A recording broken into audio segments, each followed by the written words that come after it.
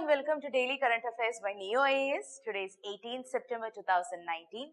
So, the topics we are going to discuss today is India's Cooling Action Plan, then Agricultural and Processed Food Products Export Development Authority, that is APEDA, then Ayushman Bharat, that is Pradhan Mantri Jan Arogya Yojana, then Ostrom Missile. Current Affairs capsule will be dealing with two small topics. Map aided program, we are continuing with the tiger reserves in India and the previous year question revision series.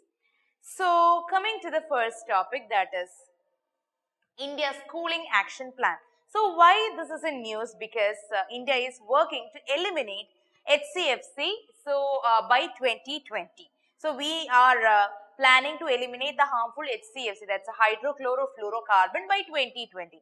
That is why this is in news. So, as a part of HCFC phase out program, India is also taking the challenge of completely phasing out HCFC 141B, that is a chemical that is being used in foam manufacturing enterprises. So, by 2020, we will be eliminating completely this 141B HCFC.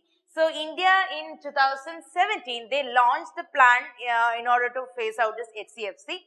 So, right now, we are going to implement it properly, and this is because it is an ozone depleting substance. Okay. So, what we are going to do is, we are switching to the non-ozone depleting substances and low global warming potential technologies by replacing this harmful HCFCs. Okay. So, what is India's Cooling Action Plan? So, India is one of the first country in the world to actually have a cooling plan. Okay. So, it's basically a long-term vision. What they do, they will address the cooling requirement across every sector, and they'll list out the things or actions which can be done in order to actually reduce the cooling demand. So, cooling requirement, it is actually, it is in various sectors in India. It is an important part of the economic growth also. So, what we need is it's a common plan. It's a beautiful plan we need in order to reduce the cooling demand. So, everywhere this cooling action plan should be adopted, in the residential building, in the commercial building, in refrigeration, cold chain, transport, industries, factories, everywhere we have to apply this. So, India's cooling action, it seeks to actually reduce, it have some plan with it. So, they will reduce cooling demand across each sector by 20% to 25% by 2037. That is only possible because it is a huge plan. It takes time. So, it will also reduce refrigerant demand by 25% to 30% by again the same day 2037. Then also they will reduce the energy requirement again from 25 to 40% by 2037. Then we'll recognize the cooling and related areas and we'll put them under research for better technologies. Then we'll also give training and certification of around 1 lakh servicing sector technician by 2022. So, they will be brought under Skill India mission in order to, give better technologies or better training and certification in the area of cooling. Okay. And the objective, if you take the objective, first objective is assessment of cooling requirements that is across the different sectors in next 20 years, and we can also address the associated refrigerant demand and the energy use of different sectors. Then it aims to actually map the available technology in order to cater the cooling requirement included in various technologies as a refrigerant based technology, alternative technology. Okay, so these are all under will be brought under different alternative technologies, and then we'll promote research and development innovation ecosystem for development of alternative technology. So, we'll push for more research and development. Then it will also focus on skill training to RAC technicians.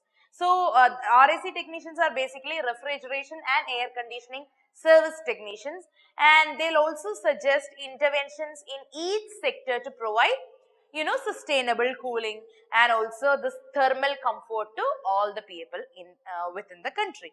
So, what are all the benefits of having this cooling action plan in India? First thing is, as I told you, thermal comfort for all, like provision for cooling. Nowadays, like economically weaker section or the low income group cannot afford the cooling system. So we will provide a provision for cooling for economically weaker section and the low income group housing as well.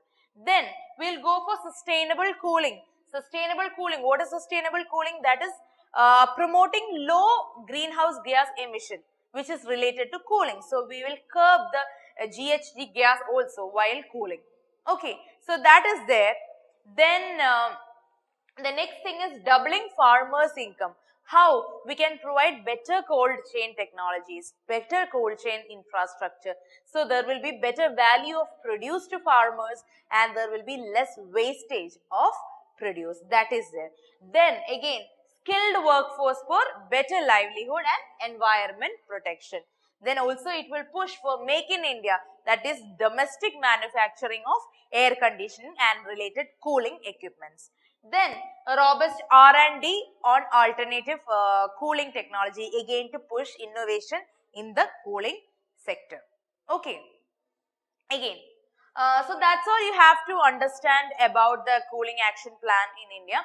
Next topic we are going to deal is APEDA, so Agricultural and Processed Food Products Export Development Authority. So why this is in news? Because APEDA, they organized a road show. Okay, multi-product road show. They did it with the Association of Embassy of India in Jakarta. Okay, that is why this was in news. So APEDA is basically under the Ministry of Commerce and Industry. Okay, you have to concentrate on this. It's under Commerce and Industry, and it was established under Government of India under an act called as Agricultural and Processed Food Products Export Development Authority Act, and it came into being in 1985. Okay, so APEDA, it replaced, there was already a system called as Processed Food Export Promotion Council. So that was being replaced by APEDA. So they have the responsibility of actually promotion and development of export of agricultural and allied products. Okay, so it has a chairman and this chairman has been appointed by central government. So according to this particular act, they have some functions also. So development of industries related to the scheduled products for exporting is coming under APEDA, and also the related joint ventures, reliefs, subsidy schemes, everything of the processed industry, food processed industry, it comes under APEDA. Then also the registration of a person as an exporter of these particular products, that has also been done by APEDA. Then fixing the standards and specification for the exports, that is again its role. Then they also carry out inspections of meat and meat products in slaughterhouses, in processing plants, in storage, in all other places is under APEDA. Then improving the package, improving the marketing technologies, then promotion of export oriented production, that is under APEDA. Then providing training to various aspects of the industries is also the duty of APEDA. Okay, you have to understand what is APEDA, under which ministry it is coming, according to which act it is coming to be, what is its role. That's all you have to know. The next topic is Ayushman Bharat PMJAY. So everybody is actually familiar with this particular scheme. It is a pretty famous scheme. So why this is in news? Because it will be actually doing a role of universal health care. So it can actually have a enhanced role, expanded role in India. So that is actually a comment by Union Health Minister. So that is why it was in news. So what is Ayushman Bharat? It is actually a centrally sponsored program. It works under Ministry of Health and Family Welfare. Then it is actually two major health initiatives. One is Health and Wellness Center, that is HWCs, and then PMNJY. So both together is called as the Ayushman Bharat. So what are all the benefits? One thing is it will provide a cover up to 5 lakh per family for hospitalization for secondary and tertiary hospitalization. It will push for cashless and paperless access to all the services for the beneficiary. That is another benefit of PMJAY. Then it will reduce the expenditure, the catastrophic expenditure for hospitalizations, and it will actually impoverish the people, and it will also help to mitigate the financial risk happening because of the catastrophic health events in the poor people's life. And it will also give quality health service because some people may not be able to get the quality health service because of their financial hardships. So that can be avoided with Ayushman Bharat scheme. And there is one provision which is a beautiful provision, that is, there is no cap on the family size and age under this particular scheme. So it will cover both the pre-hospital and post-hospitalization expenses, and you are actually, the states are free to choose the modalities for implementation. They can implement the scheme through insurance company or can directly through any trust or society or a mixed model. So at national level, it is National Health Agency, that is the apex body, and they take into consideration the socio-economic caste survey SECC of 2011, and PMJAY will be funded with 60% contribution for center and the remaining from states. Okay, and the associated scheme, that's a health and wellness centers, that is actually to provide the primary healthcare services. So they will be preventing the diseases, they will be promoting health, they will be giving ambulatory care at primary level, and the places it places people and communities at the center of healthcare delivery system. So actually it will make the health services more responsive, more accessible, and more equal or equitable. Okay, so the health and wellness center, it will be acting as a primary health center, a comprehensive primary health center. So it will be covering maternal health, it will be covering the child health, then it will also deal with non-communicable diseases. They will give free essential drugs, diagnostic services. So it will be a complete structure for primary healthcare. So according to Ayushman Bharat, in H and WCs, they will be covering the primary healthcare, and in the other system, that's PMJAY, they will be covering the secondary and tertiary healthcare services also. So it's a complete package. Okay. The next topic is Ostrom Missile. Ostrom Missile is in news because we have successfully test fired this from Sukhoi 30 MKI. So it's a air-to-air missile. Okay. So it's a beyond visual range air-to-air missile. It has been built by DRDO. It can be launched from various different altitudes, and it is capable of engaging target at varying range. Okay. So it can be used for short range target and also for long range target. From 20 kilometers to 80 kilometers, it can be actually used. It is a radar homing supersonic missile. It has a maximum speed of 4 Mach, that's a 4 times the speed of the sound. The missile has good electronic counter measure in order to enable the unconstrained operation in difficult situations. Then the missile can fly towards a target at a speed of over like 5,000 kilometers per hour. It is very fast, and Astra, it is designed to carry around 15 kg high explosive warhead also. So the first Astra missile, it was launched in 2014. It was also in Sukhoi 30 MKI. That was in May 2014.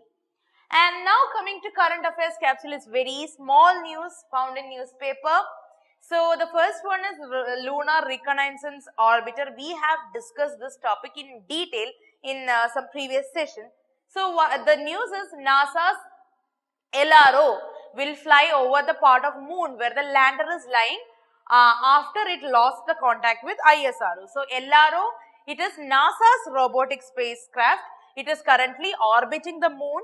So it studies the moon's surface, it clicks pictures, it collects data from the moon, and it will actually cover the possibility of water, ice and other resources on moon. So it can also be helpful in planning future missions to moon. So they are right now flying over the region where we lost the contact with our lander Vikram. Okay, so that is about its news. Then we have another thing called as Kalia Scheme. This also is very famous scheme.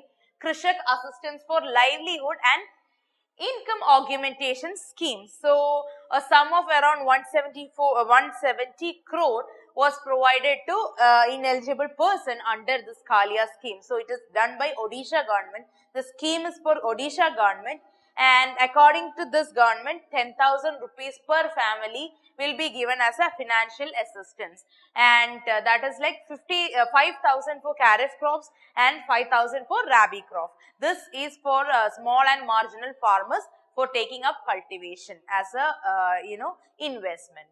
Okay, so that is about Kalia scheme. Now we are going to deal with map-aided program. We have Indravati Tiger Reserve. So where is Indravati? It is in Chhattisgarh district of India. Sorry, Chhattisgarh state of India in Bijapur district. So it got its name because the famous Indravati river is passing through it, and even though it is a tiger reserve, it is famous for wild water buffalo. So it has one of the largest population of endangered wild Asian or wild water buffalo. So it is endangered. Okay, so and it has many other species like gaur. Yesterday we talked about gaur. Gaur is Indian bison, it's huge. And there is nilgai, there is black buck, chausinga. Chausinga is four-horned antelope. It looks like a deer, but it's not a deer. Then we have sampar, chital, Indian manjak, then wild boar. There are many animals spotted here. So the topmost, it is the topmost picture is the wild water buffalo, and down to that you have nilgai, and I have marked Indravati towards down. It is marked in red color. Okay. Now the previous year question revision series, we have a question about salination. So salination is a trending topic. Okay, read more about salination. Even though UPSC has asked this question in prelims perspective, there is yet a chance to ask it in the mains perspective in environmental paper, that is GS3 paper. So read about salination in detail. So our question is, salination occurs when the irrigation water accumulated in the soil evaporates, leaving behind salts and minerals. So what are the effects of salination on the irrigated land? So it greatly increases the crop production, that is one. It makes soil impermeable, and it raises the water table, and it fills the air spaces in the soil with water. So these are all the options. So read carefully, give the appropriate answer in the comment section. So we'll check into the answer tomorrow. So that's all for today, guys. I hope you enjoyed the session. Study hard, prepare well, keep reading newspaper, keep analyzing the news. So that's all for today. Thank you so much.